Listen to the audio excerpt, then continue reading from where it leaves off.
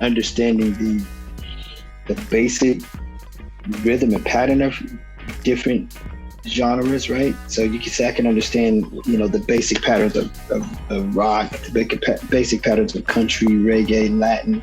You can understand these basic patterns, and you might be able to play them, fairly decent, fairly well. Not mean that you're a beginner, but where you can get through the song and it's like no one's gonna say anything, and they're listening to it like all the time, man. I think I met Cav Choice through my cousin Brianna. Mm-hmm. My cousin Brianna, she's a singer. So she's doing her thing all around the East Bay, and then it's like cousin, like you said, it's like, man, I'm cousins with the Tonys, It was like, man, I might have seen him like once. There might have been a family function I was around when he was there, when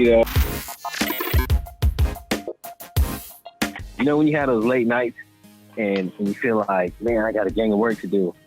It's like, yes, you in the campfire, you kind of feel like, remember back in the day, I don't know about you, what it was like growing up. I had one white friend and I got to go camping because of him. Adam, I remember his name, and I was like, probably like the 4th grade, Man, I was so excited. I'm out there. I was like this. I was out there. Hey, let's go camping. All right, cool. Hey, I was excited. I couldn't even sleep the night before. And then we get out there, and he said, hey, be careful because there's bears out there. I was like, what do you do if there's a bear? You just got to play dead. I was like, what about running? Oh, they're faster than you. I was like, stop me in my tracks. But anyway, the good part of that feeling is like, that's what this is. So, like, during the week, sometimes be having hella work to do, man. Like, I'll be working till midnight, just sitting in front of like a computer. But man, when I put this fire on, boom, I'm in there. I'm just like in the zone. I'm feeling it, Yeah, no, I hear you, man. Sometimes I'll put on some music. I put on I got a couple of playlists on my Pandora, so I'll keep them playlists running, man. And I'll put the headphones on, the Bluetooth on, because I got to get in the zone. Oh yeah, it'll help me get some work done. See, here's the thing. To me, like, that's a given, right? Yeah, man. I can't even work without having music in my ear, and if I do, man, my mind's everywhere, fragmented, boom, boom. It's like, I gotta have some music. So, no, I feel you on that. Yeah, music is definitely involved. Rhythms, something. Yo, it's crazy. I recycled some older Apple laptops to just basically be isolated to do one function, or a couple of functions that are in the same vein. Like I got my one of my laptops does I edit my Photoshop and my video work on there, and then another one is just for music. So it's a DJ laptop. That's it. And then I have a third one that's my newest laptop. It's MacBook. That one's for all my new music. I don't put any big files on there. No video files are on there. No right. Photoshop files. That's just for kind of like, getting all the new programs. Oh yeah, right. Stuff. Yeah. But then I got like an 8 terabyte. Well, I got several standalone drives, but then I have like a main drive, mainly because it's like there's a hub, and then we how we are. We're gonna put other things, other places, for other reasons. Eventually I'm gonna separate certain documents that are in those drives, to be on one certain drive, and I know where to go to for each section and each portion of what I got to work on. Yeah, well, that's the thing, man. When you got so many projects going on, you got to have a way to, kind of separate it. It's really kind of like organization, because for me, it's like, man, you got to have a supercomputer if you want to do video and audio. You know what I'm saying? Like, like there's just no getting around it. You got, the video, I'll never forget my cousin CJ. He be building these crazy studio in like audio production, video production. Yeah. Man, he's throwing terabytes. I mean, as soon as the SSD drive hit the market, he was buying it for like $1,000. I'm like, cuz where you get all that money from? You know, he's buying and stuff. And, you know, just to say he did it, right. You know? Well, I mean, but, yeah, you got to have it. I mean, you got to have what you can use, you know? You got to get things that's going to work at the right speed, man. Especially you're talking about video files and it's rendering. Yeah. Man, you need the right computer, man. If you don't have the right equipment, you're going to be sitting there for a little while. Straight up. So, you know, but like my audio computer, the way I built it, like my last one I had, man, it sat there for like 5 years. Wow. Didn't bust. Actually, one of the hard drives crashed, but I had it rated. I had a RAID mirror, so they were copying, you know, data. So then one of the drives went out. Right. One drive goes out, and then you're like, you know, it gives you a little message, tells you, hey, something's up. And you check it out, the drive's out. So then what you do is you get the new one, it's back, and nothing ever went down, you know? But that would never see the internet. The point is if it's on the internet, it's something's gonna happen to it. You're updating, you're doing all these changes, and then you're sitting there trying to figure out why your music software don't work. You should have never went on the internet.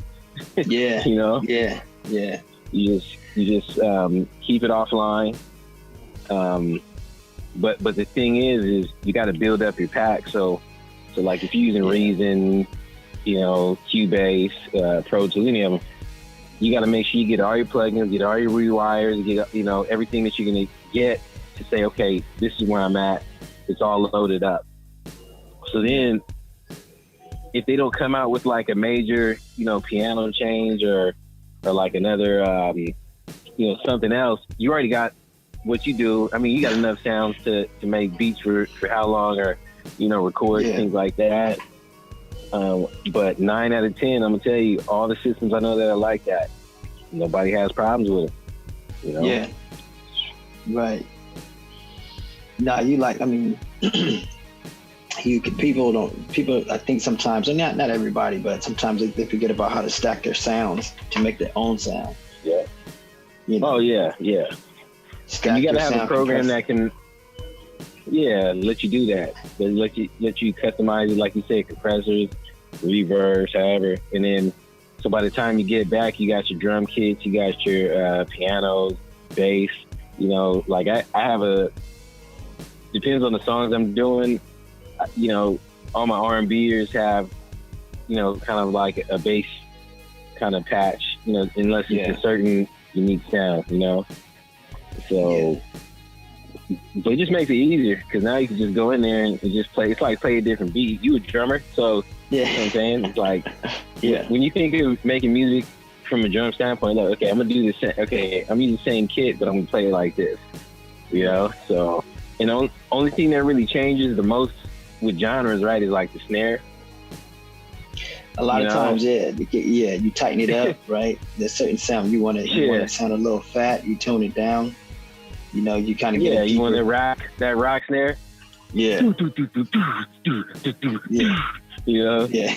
And then it's like, okay, now we got to do that little samba. You know, get that little rim tap or something. You know, so I was just talking to TJ earlier. I was tripping out. You told me about Kev Choice. I didn't even know that was your cousin. Yeah, you know? I know. I probably forgot. I think you probably told me. I just forgot.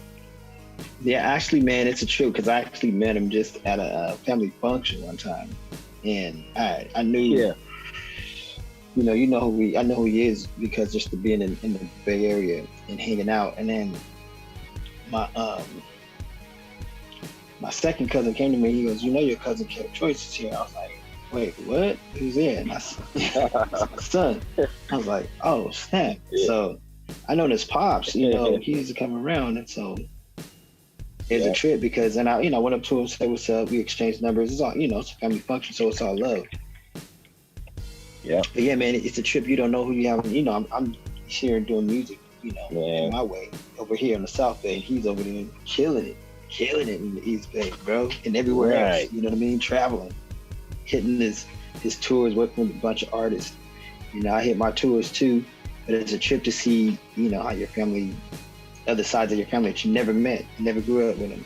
But yo, we're in the same industry. Man, all the time, man. I mean, you know, I think I met Kev Choice through my cousin Brianna.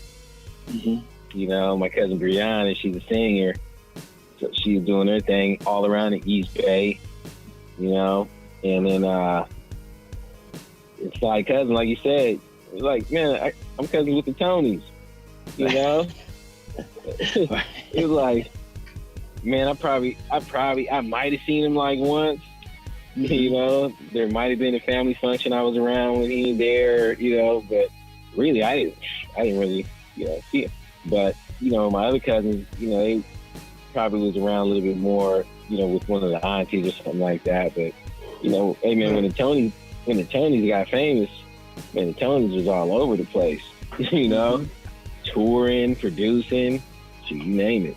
But it's just like that, man. Kev Choice, that's your cousin. He get busy, so he, you know, he's doing his thing.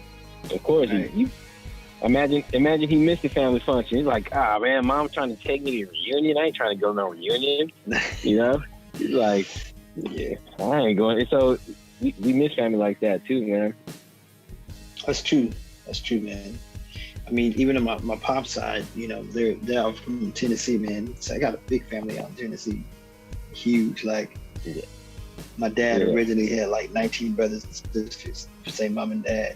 It's crazy. 19 brothers and sisters.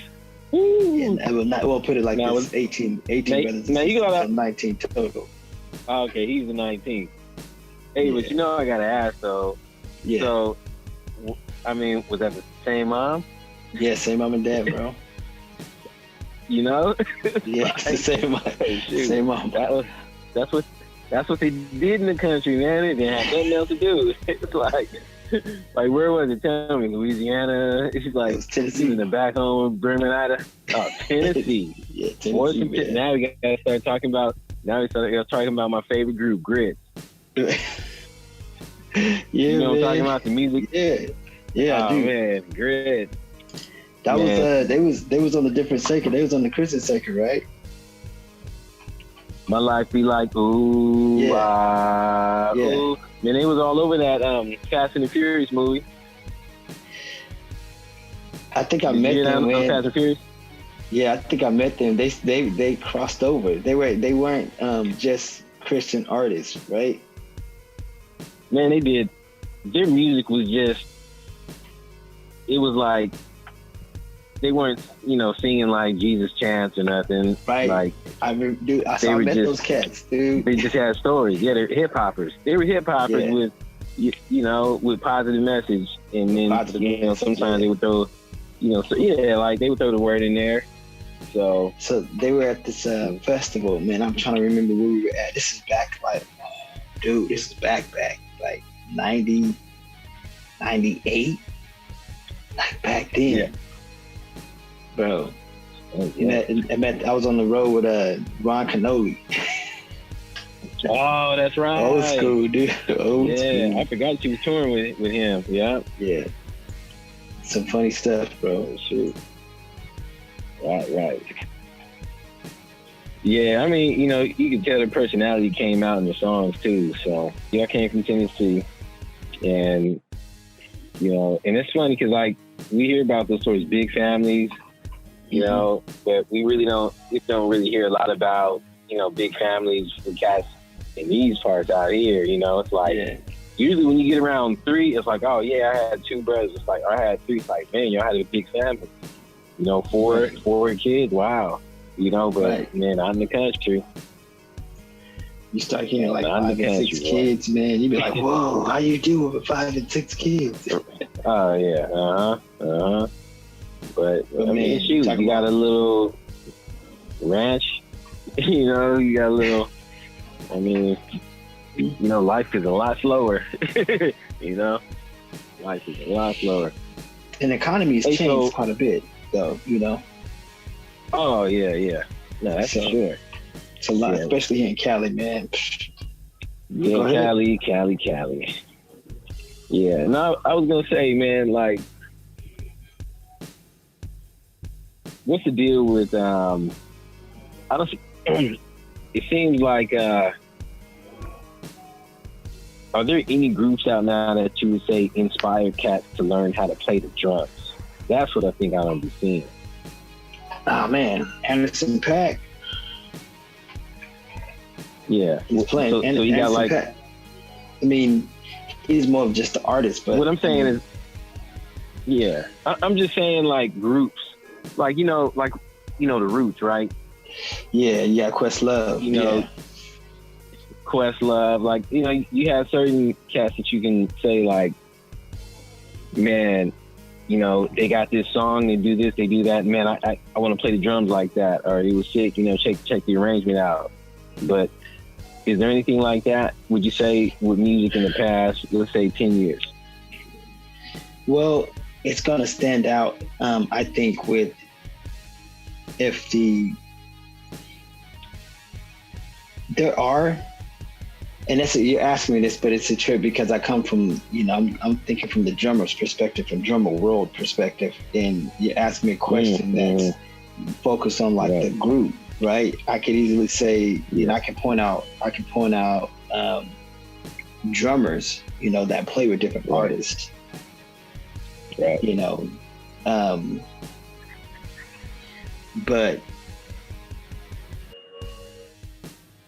to think about, like, I mean, that's a trip. I mean, I couldn't just, it's just funny because my brain still goes to just like the actual independent musician, you know, independent drummer, not just like, not like the group. Like if you say drummer leading right now, you know, that stands out, Anderson .Paak, straight up. You know what I mean? In my opinion, that's in the limelight. That's the big. He's you know, he's got Grammys. He's creating records. He's singing. He's not just playing. You know. Yeah. You got other people that play drums, but they don't lead as a drummer. You know, he's leading as a drummer. Everybody knows he's a drummer. Right. Other than that, a group that has that, you know, Questlove feel, but Quest, you know, he's producing too. But Quest got the heat. You know, Quest came. The whole dynamic of the Roots was, you know, a lot of the musicians in that group was already, you know, they have a name, and they grew up in a different era. They transcend, you know, their music floated through different eras, you know. Right.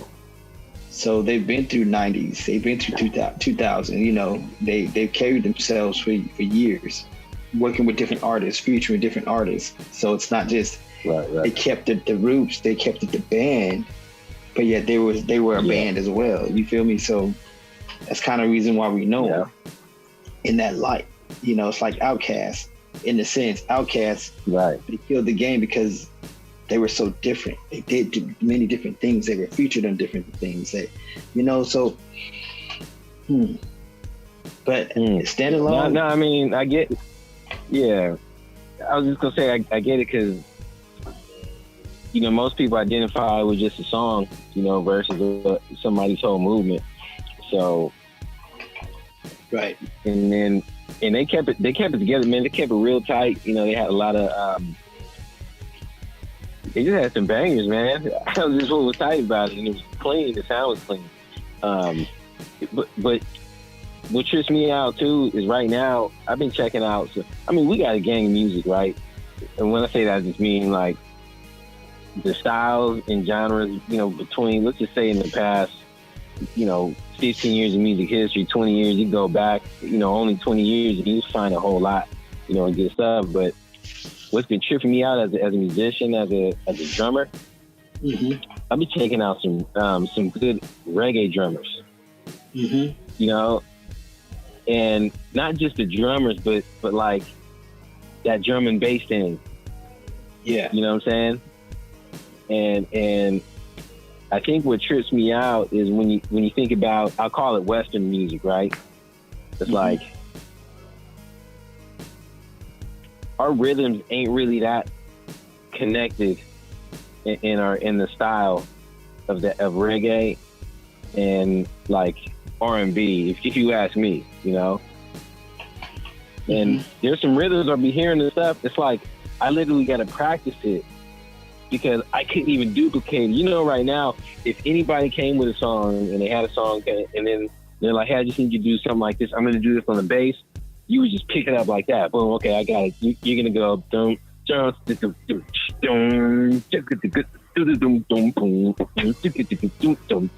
know, so you're like, okay, I already got it down. When I've been listening to that reggae, man, it's, you know, it's like I'm not used to those patterns. Yeah. And if he was right here and said, hey, play this right here, I'd be like, you know, I feel like that one cat that you're looking at him like, man, you can't pick up this basic little beat, you know? Yeah. Well, so I don't know if you ever, do you have a genre like that? Yeah, I'm talking to an advanced drummer. Yeah. This is Clay, the drummer here. He might say, I'm going to try not to make you feel that bad. It's like, okay. Go ahead, man. Bro. Just break it down, dude. Well, I think the reality is there's the, you know, understanding the basic rhythm and pattern of different genres, right? So you can say I can understand, you know, the basic patterns of rock, the basic patterns of country, reggae, Latin. You can understand these basic patterns, and you might be able to play them, you know, fairly decent, fairly well.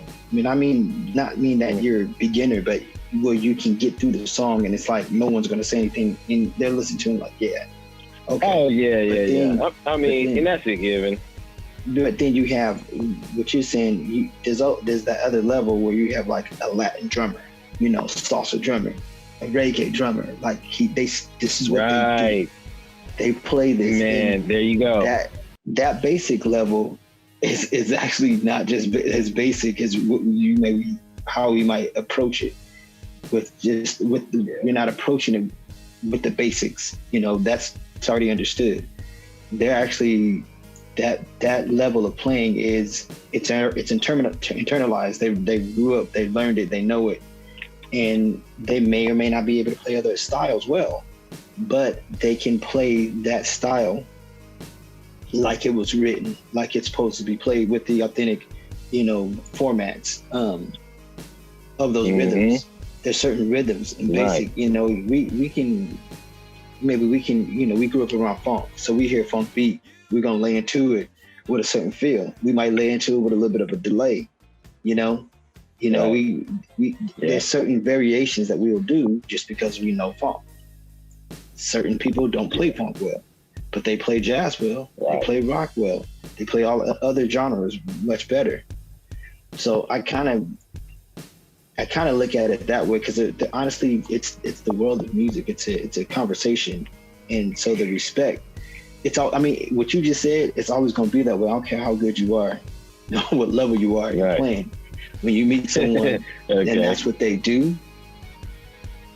I mean, they're going to kill it, bro. They may not be able to play all the other styles that you may be able to play. You may not be flaring all like, you know, but when they sit down and that's that country song or that's that blues song, you listen to a blues drummer and he knows all the innuendos on how to play with different feels and make that song feel nice without rushing, without pushing it. And he's, you know, he's just doing what he do. And then he put some little rolls in there, some accents in there. You're like, oh, bro. Let me tell you right now, my hat's off to blues drummers, bro. We're not one on tour, but a blues artist. It's like R&B / blues artist. Man, being out in Nebraska, you know, being out in other places outside of Cali that understand and cater to that style of music more than we do in their festivals. Not saying that there's not cats out here that play blues, but traveling around the country, listening to different interpretations and how they play it and that feel that they have, man. I had to respect it, because I was coming from a different space. I was coming from a funk background and trying to you're not really gonna get away with some funk feels on a blues song. That's not gonna happen. Right. You gotta have them slow. Yeah. You know, a little. Yeah, exactly. Yeah, I can imagine that, man. So you go in there and you know the OG, you know you know he's dancing around and you know tastefully, you know he's sliding with the Michael Jackson spin on you. You know you're trying to figure it out like, man, OG got some moves, okay? Right. Because you know this is blues we talking about. You know, like I've been watching Kingfish lately. Yeah, I don't know he's if nice. It's a young cat. Oh yeah, man. But he knows. You know, big boy, right? Yeah. Yeah, he man. Don't let the devil ride.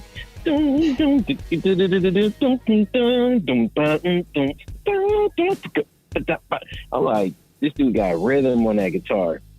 Yeah. Because not just rhythm, he's hitting the feels. I said, man, it made me want to sing the blues. You know, I was like, well, don't let the devil ride. You know, it's like, I said, don't let the devil ride your car. I said, don't. You know, like them old school church feels. You know? And then the funny thing is, I looked it up. I looked up a version that was from the church. It was funny. But anyway, go ahead, man. No, I was gonna say one of those the nice things about listening to an amazing and seasoned musician, a musician that has that expression and that vocabulary where he's not rushing and he's not trying to force it. Right. They're gonna make it. That was easy. it. You know, that's what Kingfish sounds like to me when I'm hearing him, you know, just from the vocal, from everything, right. You know, he just like, relax, don't do it. And the same with the guitar. It's like B.B. King, you know, if you ever watch B.B. King play, you know, and then he'll talk, he'll stop, he'll say, hey, I'm going to tell you a little something here, Cat Daddy. You know, he's like, if you talk to somebody, you don't want to be loud. Right. Because if you're always loud, they don't want to hear you no more. He's like, you don't yell at him when you're talking to him. Right. You know what I'm saying? Like, he'll break it down and he'll show you the song. This is the song that goes with it. You know? So. See, so that's what he said. It's a conversation. You don't go around screaming at everybody when you want to talk to them, you know? Yeah. Right. If so, I'm going to tell you. Mm-hmm. No, keep going. No, he was breaking it down. No, I was saying, if you yelled at everybody when you was talking to them, they're not going to want to listen to you. Right. That's exactly it. You know? And then he played it so he can show you what he's talking about. Right. And let me show you what I'm talking about, you know? Mm-hmm. So, yeah, he did that, man. And then, you know, a couple other cats. I've been checking out this one artist. His name's Jose Papo Rivera. Mm-hmm. He's like a Latin jazz, you know, artist or something like that. And man, his songs is all in Spanish. I probably know about 20% of what he's saying, but but the rhythms that he, you know, and it's like good vibe music. You know what I'm saying? So yeah, you know, all positive and you know. He's like an OG. He's just kicking it and he's dancing. Every time it goes up, you see him do a little step, and then come to the mic. We stop with the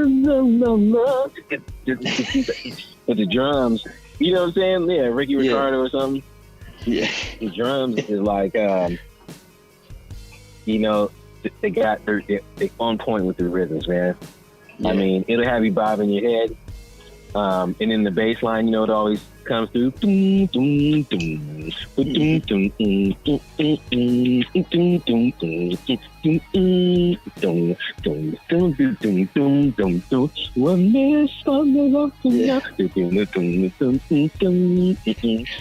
and right.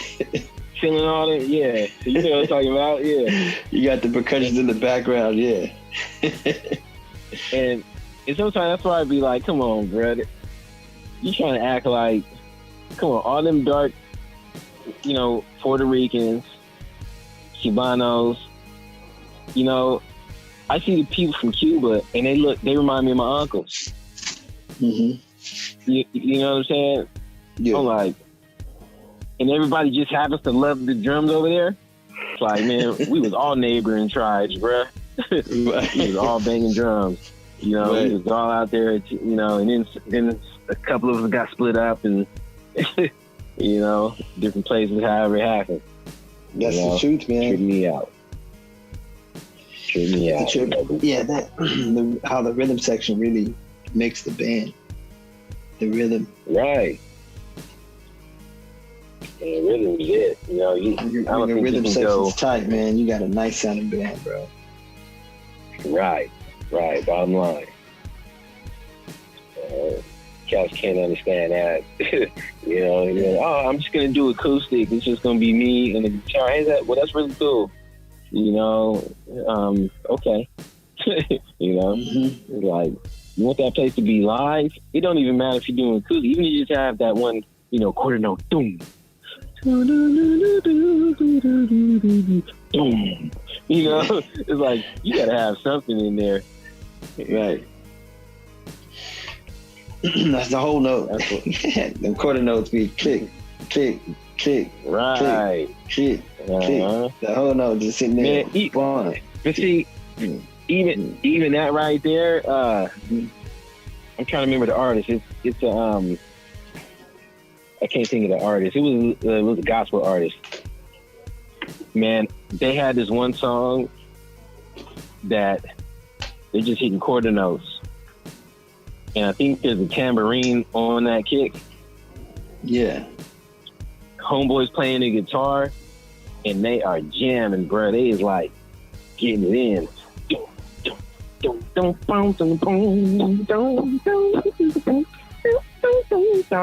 know, hitting that rhythm. Yeah. And the song was live. And you would think that they're sitting in the studio, but they just tune that kick, kind of driving. So yeah, there's a lot of ways, man, getting that rhythm tight. Yeah, a lot of different ways. But you saw Trap Jazz, right? Yeah, that was dope.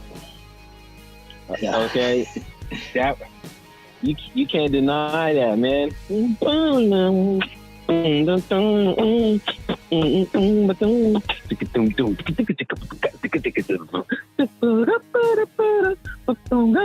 had two drummers, you know, 360 camera. Yeah. I'm like, man, I'm like, how come we ain't doing that? Come on, we should have three drummers. Say, man, watch this. You know? So drummers, we all gonna do, you know, single stroke rolls. We gonna do our own, you know, whatever. It should be something crazy. I was like, we should do that, man. Hey, bro, imagine this. Imagine we did. Yeah, I was saying, imagine we did something like that, and it was like me, Jonah. Who else be out there? Tracy Cruz or something? I don't know. Yeah. Who's the cast that's out there lately? Over there, here in the South, we got Bennett Roth. Okay. Yeah, he's over. He's at 55 South too, though. He's on keys a lot. Okay. Been tearing it up. Okay. He got lyrics too, man. He be flowing. Let's go. Yeah, I'm saying nice. One song, bruh. We do one song and just have, you know, just put a little all-star team together. You know. Yeah, that cat. He'll be on the all-star team for sure. Oh yeah, I mean, I ain't saying like I'm all that. I might got a song up my sleeve, you know what I'm saying? But now, you know, getting a bunch of drummers, you know, some bass, do a 360 camera, just kill it, you know. Oh, sorry guys, you have to socially distance, you know. We just got to get a big warehouse, you know. It's like, okay, oh, sorry, outside the warehouse because, you know, it can't be inside. Shoot, man, hit it outside then. Right, man. Shoot, in the field. That's what I would do. It'd be that new, the new school Woodstock or something going down. Or a parking lot. Right, huh? I'm gonna take over the whole parking lot. There ain't no businesses here no more. Yeah, man. Yeah, man. All gravity. Do the thing, man. Holla at you, handle the biz. Don't catching up with you, Big Clay. Yeah, Clay man. Bandy, Kayniz. Clay the drummer. I appreciate that, my dude. All right, we gotta get some drum training videos up on here too, man. Yeah, I'm gonna. I figured out a way to get this reception in the practice spot. So it's got to set up a couple things, man. But I think I should be able to do it sooner than later. Right. Make it happen one at a time. Yes, sir. All right, my brother. We'll see you. Enjoy the night. Yeah. All right, man. Holla at you. Peace. All right.